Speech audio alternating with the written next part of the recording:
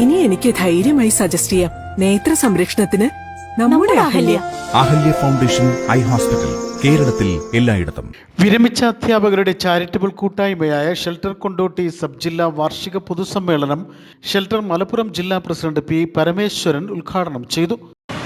സമൂഹത്തിൽ എല്ലാവരും അംഗീകരിക്കുന്ന ഒന്നാണ് ചാരിറ്റി പ്രവർത്തനം. ആർക്കും എതിർപ്പില്ല. അതിൽ രാഷ്ട്രീയമില്ല, മതമില്ല, ജാതിയില്ല. പ്രയാസപ്പെടുന്ന ഒരാളെ സഹായിക്കാൻ ഒരു ജാതി, ഒരു മതം, ഒരു സംവിധാനം ഇല്ലല്ലോ. അസുഖമുള്ള ഒരാളെ സഹായിക്കാൻ വലിയ നല്ല രസമുള്ളൊരു കാര്യമാണ്. അങ്ങനെ രസമുള്ളൊരു സന്തോഷമുള്ളൊരു കാര്യം ചെയ്യുമ്പോൾ നമ്മുടെ കയ്യിൽ നിന്ന് കുറച്ച് പൈസ ചിലവ്, നമ്മളെ കുറച്ച് കുറേ പണം ചിലവാക്കി ഒരാളെ സഹായിക്കുക, അപ്പോൾ വളരെ സന്തോഷമായത്.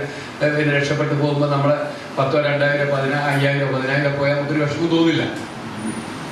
ആരും രക്ഷപ്പെട്ടു എന്നാണ് നമ്മൾ വിചാരിക്കുന്നത്.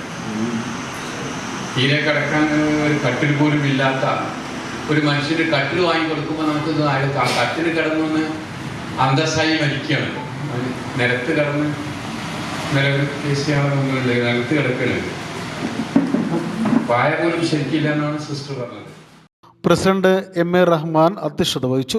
സെക്രട്ടറി പി രാജമോഹനൻ പ്രവർത്തന റിപ്പോർട്ടും ട്രഷറർ സി ബാലൻ വരവ് ചെലവ് കണക്കും അവതരിപ്പിച്ചു. മോഹൻദാസ് കരംചന്ദ് മുഖ്യാതിഥിയായിരുന്നു. A Saralakumari, Baby Mathew, M P Abdul Ali, P Sivadasan, E K Geethabai, P K Vinod Kumar, C Veeran, E Aravindakshan, E N Sudhakaran, P K Ismail, K Sulekha, P Anilkumar തുടങ്ങിയവർ സമ്മേളനത്തിൽ പങ്കെടുത്ത് സംസാരിച്ചു. സമ്മേളനത്തോടനുബന്ധിച്ച് അംഗങ്ങളുടെ കലാപരിപാടികളും അരങ്ങേറി.